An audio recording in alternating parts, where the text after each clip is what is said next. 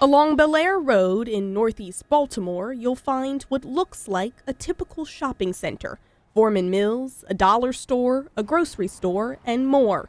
But beneath the surface, under the cement, this shopping center has a much deeper history. It's a heavily trafficked shopping center, but most people don't realize that this location is the exact space that was once occupied by the Laurel Cemetery. In 1852, Laurel Cemetery became the first non-denomination cemetery for African Americans in Baltimore City during a time of segregation.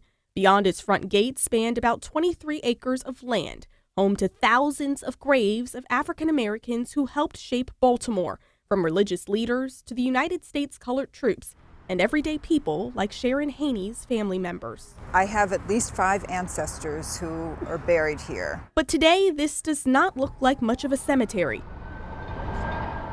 There's no indication that there ever was one, a heartbreaking reality for Haney and her family. We thought we could come here to commemorate, and so the feeling of loss was like another death when we figured out that this was no longer an active grave site. The remains that are buried here have been here for a long time. Dr. Elgin Clue and Dr. Isaac Shern are part of an archaeological project digging deeper into the cemetery's history. They say the upkeep of the cemetery took a turn when its ownership changed in the 1930s.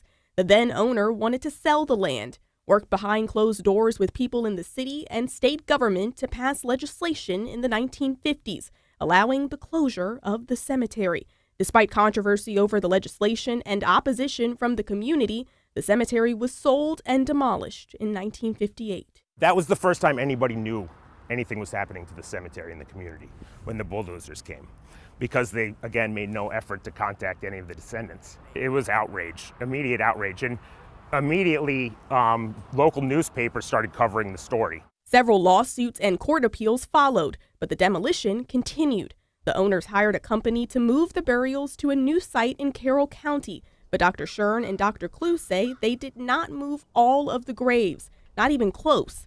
They started an archaeology project in 2015 to take a look at what's left behind. Our simple goal was to find out whether or not burials still exist at the site. And we did, in fact, find intact burials. We did some ground penetrating radar and found patterns that indicated probable burials.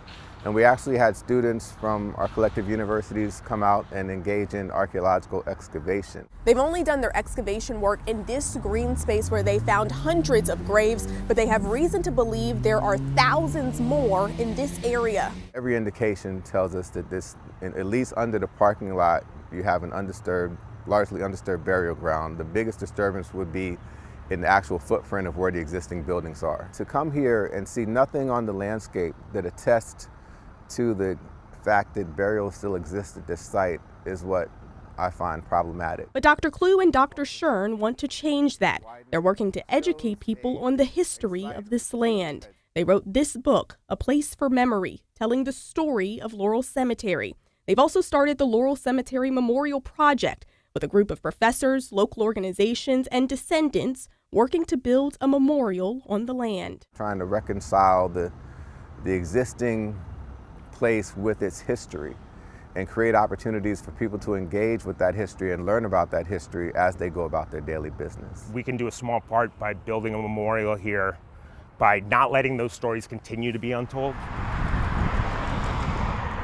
Telling the story and looking beyond the surface of what is so much more than just a shopping center. I'm Brianna Ross, WBAL TV 11 News. The current owners of the shopping center say Dr. Shern and Dr. Clue educated them on the history of the land. The owners say that they fully support building a memorial on the property and meeting with the members of the Laurel Cemetery Project regularly to work towards that goal.